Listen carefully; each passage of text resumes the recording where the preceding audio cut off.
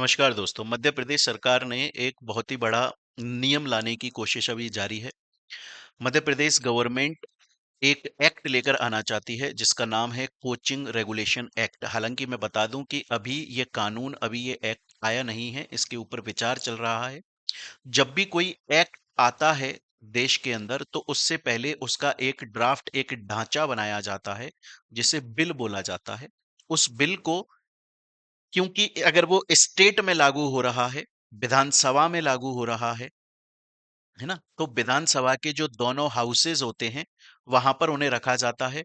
अगर वहां से अप्रूव हो जाता है तो गवर्नर के पास में रखा जाता है। वहां से अप्रूव हो जाता है तो फिर वो एक्ट बन जाता है। अगर कोई ऐसा एक्ट आ रहा है जो पूरे देश के अंदर लागू होगा तो वो विधानसभा में पास नहीं होता, भारत की संसद पार्लियामेंट के अंदर पास होता है। यहां पर जो हम बात करने वाले हैं इस वीडियो के अंदर, वो हम बात करने वाले हैं कोचिंग रेगुलेशन एक्ट के बारे में, जिसके थ्रू मध्य प्रदेश की जो कोचिंग संस्थान है उसके ऊपर लगाम लगाम लगाई जाएगी। आखिर इसमें क्या क्या नियमों के ऊपर बातचीत करी जा रही है, बड़े ध्यान से देखिएगा। मध्य प्रदेश सरकार ये बोल रही है कि मध्य प्रदेश के अंदर कोई भी कोचिंग बिना रजिस्ट्रेशन के नहीं चल सकती। अगर आपको कोचिंग चलानी है तो आपको रजिस्ट्रेशन करवाना जरूरी है, पहली बात। दूसरा, अगर कोचिंग के अंदर कोई भी अध्यापक टीचर पढ़ाएगा तो वो टीचर खुद कम से कम 10th पास होना चाहिए, 10वीं पास होना चाहिए। 16 से कम उम्र के लोगों को, बच्चों को कोचिंग में नहीं पढ़ाया जा सकता। कोचिंग के अंदर सिर्फ वही विद्यार्थी पढ़ेंगे जिनकी उम्र 16 वर्ष या उससे ज्यादा है। उसके अलावा कोचिंग कितनी फीस लेंगे, उस फीस पर जो नियंत्रण किया जाएगा वो गवर्नमेंट की तरफ से किया जाएगा। गवर्नमेंट बताएगी कि आप अंधाधुन, कोचिंग वाले अंधाधुन फीस नहीं मांग सकते।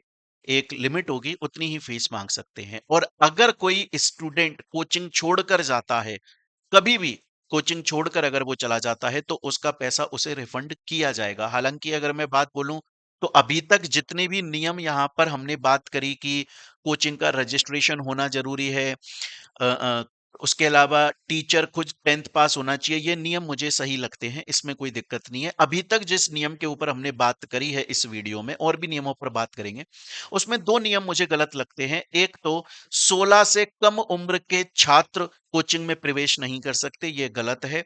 क्योंकि आज के टाइम पर सरकारी स्कूलों की हालत बहुत ज्यादा खराब है। इवन मैं आपको ये भी बताऊंगा अभी कि नीति आयोग की एक रिपोर्ट निकल कर आई है जिसमें 10 साल में 90,000 से ज्यादा, एक्यूरेट बात करें तो 94,000 सरकारी स्कूल बंद हो गए। तो जब सरकारी स्कूल बंद हो रहे हैं और अगर आप कोचिंग्स में बच्चों को नहीं जाने दे रहे हैं तो बच्चा जाकर आकर पढ़ेगा कहां पर। तो ये दो नियम अभी तक मुझे सही नहीं लगते हैं कि पहला, 16 से कम उम्र का विद्यार्थी कोचिंग में नहीं पढ़ सकता, और दूसरा कि अगर कोई भी विद्यार्थी कोचिंग बीच में छोड़कर चला जाता है तो 10 दिन के अंदर अंदर पैसा उस विद्यार्थी को रिफंड किया जाएगा। ऐसा तो कोई भी बच्चा आकर, सपोज करो 2 महीने पढ़ लिया और उसके बाद बोलता है मुझे समझ में नहीं आ रहा है, मैं छोड़ के जा रहा हूं, तो यहाँ तो कोचिंग वाले का नुकसान है और बच्चे का फायदा हो रहा है, वो चीट कर रहा है। लेकिन अगर कोई छोड़कर चला जाता है विद्यार्थी तो 10 दिन के अंदर अंदर कोचिंग को वो पैसा वापस करना पड़ेगा, विद इंटरेस्ट वापस करना पड़ेगा। इसके अलावा यह भी बोला जा रहा है कि अब जो कोचिंग्स होंगी वो कुछ इस तरीके के बयान नहीं लिख सकती हैं, किस तरीके के एडवर्टाइजमेंट नहीं कर सकती हैं कि हमारे यहां पर पढ़ोगे तो गारंटीड है कि आपको सफलता मिलेगी या आपका चयन हो जाएगा, आपका सिलेक्शन हो जाएगा, या फिर हम पूरा पैसा आपको रिफंड कर देंगे। इस तरीके के एडवर्टाइजमेंट, भ्रामक एडवर्टाइजमेंट अब ये कोचिंग वाले नहीं कर सकते हैं। और कोचिंग वालों को सिर्फ पढ़ाई नहीं करानी चाहिए कि वो सिर्फ पढ़ाई कराएंगे, नहीं, उसके अलावा विद्यार्थियों को ऑल्टरनेटिव करियर ऑप्शन, वैकल्पिक करियर ऑप्शन भी देंगे कि अगर कल को आपका सिलेक्शन नहीं होता है तो आप जिंदगी में ये काम भी कर सकते हो। तो ये एक अभी तक बिल आया है, मध्य प्रदेश की सरकार ये एक्ट लेकर आना चाहती है, कोचिंग रेगुलेशन एक्ट। आपका इसके ऊपर क्या कहना है? हमने जो नियम बात करे, क्या आपको वो सभी नियम सही लगते हैं या कोई ऐसा नियम है जो आपको लगता है कि नहीं, ये नहीं आना चाहिए? अगर ऐसा है तो कमेंट सेक्शन खुला हुआ है, आप अपना सुझाव जरूर दीजिएगा।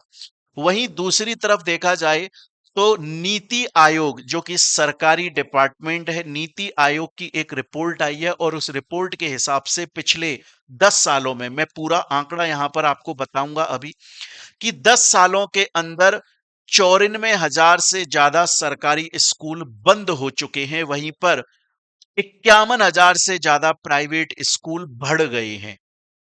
जी हां, इस हिसाब से अगर देखा जाए तो एक दिन में देश के अंदर 25 सरकारी स्कूल बंद हो रहे हैं। अब सवाल ये आता है कि पहले मैं आपको ये बता दूं कि एक्चुअल में कितने सरकारी स्कूल बंद हुए हैं। देखिए, डेटा के साथ में अगर बात करें तो 2014-15 के अंदर 11,07,000 सरकारी स्कूल हुआ करते थे। 2024-25 में 10,13,000 सरकारी स्कूल बचे हैं, मतलब 94,000 सरकारी स्कूल बंद हो गए। कुछ ऐसे सरकारी स्कूल जो प्योर गवर्नमेंट, प्योर सरकारी स्कूल नहीं है, लेकिन सरकार से प्राप्त धनराशि से वो लोग चलते हैं, वो स्कूल चलते हैं, जिन्हें सरकारी सहायता प्राप्त स्कूल कहा जाता है। 2014-15 में 83,000 ऐसे सरकारी स्कूल हुआ करते थे। 2024-25 में मात्र 79,000, मतलब 4,000 स्कूल की गिरावट आई है। जबकि प्राइवेट निजी स्कूलों की बात करी जाए, 2014-15 में 2,88,000 सरकारी स्कूल थे, जो कि 2024-25 में 3,39,000, मतलब 51,000 सरकारी स्कूल बढ़ गए हैं। अब सवाल ये आता है कि आखिर ये सरकारी स्कूल बंद क्यों होते जा रहे हैं। इस पर नीति आयोग की जो रिपोर्ट है उसमें 4-5 वजह बताई गई हैं। पहली वजह यह बताई गई है कि घटती जन्म दर, मतलब फर्टिलिटी रेट जो है वो कम हो रही है। मैं बता दूं आपको, फर्टिलिटी रेट कम होने का मतलब ये नहीं होता है कि देश में बच्चे कम पैदा हो रहे हैं, नहीं, बच्चे तो खूब अच्छे खासी तरीके से पैदा हो रहे हैं। इसका मतलब यह होता है कि जो बच्चा पैदा हो रहा है वो ज्यादा जी नहीं पा रहा है, कुपोषण के शिकार की वजह से उसकी जल्दी से, मतलब वो ऊपर चला जाता है, दुनिया को अलविदा कह देता है। उसके अलावा यह भी बोला जा रहा है कि ज्यादातर सरकारी स्कूल अगर आप देखोगे तो देश के गांवों के अंदर होते हैं, ताकि गांव के जो विद्यार्थी हैं उनको प्राथमिक शिक्षा मिल सके। लेकिन वहां के रहने वाले जो लोग हैं, मतलब बच्चों के जो माता पिता हैं, वो रोजगार की वजह से गांव से पलायन कर रहे हैं, माइग्रेशन कर रहे हैं, शहरों में आ रहे हैं, और शहरों में आकर अंततः वो प्राइवेट कॉलेजेस के, स्कूल्स के अंदर अपने बच्चों का दाखिला करा देते हैं। और उसके अलावा जो मेन वजह है, वो मेन वजह यह बताई जा रही है कि सरकारी स्कूलों के अंदर जो बड़ी क्लासेस होती है, मतलब 5वीं से ऊपर की जो क्लासेस होती हैं, अगर सरकारी स्कूलों में देखोगे तो वहां पर शिक्षा की जो क्वालिटी है वो उतनी सही नहीं रहती है। टीचर खुद उतना ज्यादा पढ़ा लिखा नहीं रहता है, इसलिए 5वीं क्लास से ऊपर के बच्चों को सही तरह की शिक्षा नहीं दी जा पा रही है। ये नीति आयोग की रिपोर्ट ने बोला है। और दूसरी तरफ मध्य प्रदेश के अंदर कोचिंग रेगुलेशन एक्ट लाया जा रहा है, जहां पर कोचिंगों के ऊपर पाबंदी लगाम लगाई जा रही है। इन दोनों चीजों के ऊपर आप लोगों का क्या कहना है, आप लोग इस बात का जरूर बताइएगा। अगर आपको लगता है कि ये सही है, अच्छा है, तो भी आप लोग कमेंट सेक्शन में अपनी बात को जरूर रखिएगा। स्वतंत्र भारत है। और अगर आपको लगता है कि नहीं ये गलत है, तो भी जरूर बताइएगा। मिलते हैं हम लोग नेक्स्ट वीडियो के अंदर। तब तक के लिए धन्यवाद।